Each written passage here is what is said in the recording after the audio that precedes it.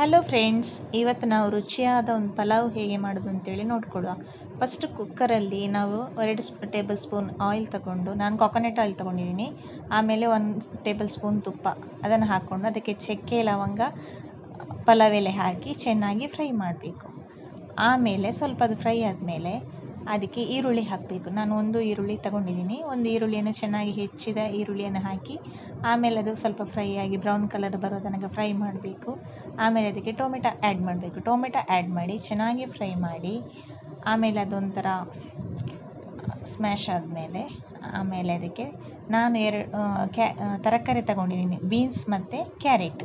ನಿಮಗೆ ಇಷ್ಟವಾದ ತರಕಾರಿ ಯಾವುದು ಕೂಡ ಹಾಕ್ಬೋದು. ಅದನ್ನು ಹಾಕಿದ ಮೇಲೆ ಚೆನ್ನಾಗಿ ಫ್ರೈ ಮಾಡಬೇಕು.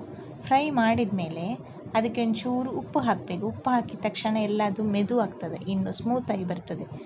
ಆಮೇಲೆ ನಾನು ಮಾಡಿಟ್ಟಂಥ ಪೇಸ್ಟಿಗೆ ನಾನು ಕೊತ್ತಂಬರಿ ಸೊಪ್ಪು, ಶುಂಠಿ, ಬೆಳ್ಳುಳ್ಳಿ, ಹಸಿಮೆಣಸಿನ್ಕಾಯಿ, ಸ್ವಲ್ಪ ತೆಂಗಿನಕಾಯಿ ಹಾಕಿ ಆಮೇಲೆ ಚಕ್ಕೆ ಲವಂಗ ಹಾಕಿ ನೈಸ್ ಪೇಸ್ಟ್ ಮಾಡ್ಕೊಂಡಿದ್ದೀನಿ.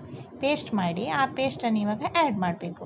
ಪೇಸ್ಟ್ ಆ್ಯಡ್ ಮಾಡಿದ ಮೇಲೆ ಒಂದು ಸ್ವಲ್ಪ ಹೊತ್ತು ಅದನ್ನ ಫ್ರೈ ಮಾಡಿದ ಮೇಲೆ ಮುಚ್ಚಳವನ್ನು ಮುಚ್ಚಬೇಕು. ಮುಚ್ಚಳ ಮುಚ್ಚಿಟ್ಟ ಮೇಲೆ ಸ್ವಲ್ಪ ಅದರ ಆರೋಮ ಎಲ್ಲ ಚೆನ್ನಾಗಿ ಬರ್ತದೆ. ಆಮೇಲೆ ಅದಕ್ಕೆ ನಾವು ಎಷ್ಟು ಗ್ಲಾಸ್ ಅಕ್ಕಿ ಹಾಕಬೇಕು ಅಷ್ಟು ಗ್ಲಾಸ್ ಅಕ್ಕಿನ ತೊಳೆದು ಬಿಟ್ಟು ಹಾಕಬೇಕು. ನಾನಿಲ್ಲಿ 1 ಗ್ಲಾಸ್ ಅಕ್ಕಿ ತಗೊಂಡಿದ್ದೀನಿ. ಆಮೇಲೆ ಅದಕ್ಕೆ 1 ಗ್ಲಾಸಿಗೆ 2 ಗ್ಲಾಸ್ ನೀರು ಹಾಕಿ ಕುಕ್ಕರ್ನ ಮುಚ್ಚಳವನ್ನು ಮುಚ್ಚಿ ಆಮೇಲೆ 3 ವಿಶಿಲು ಕೂಗಿಸಿ ಆಮೇಲೆ ವಿಶಿಲು ಹೋದ ನಂತರ ಆಮೇಲೆ ಕುಕ್ಕರಿದ್ದು ಮುಚ್ಚಳ ಓಪನ್ ಮಾಡುವಾಗ ಈ ರೀತಿಯಾಗಿ ಬೆಂದು ಚೆನ್ನಾಗಿ ಬಂದಿರ್ತದೆ. ತುಂಬ ಟೇಸ್ಟಿಯಾಗಿರ್ತದೆ ಈ ಪಲಾವು.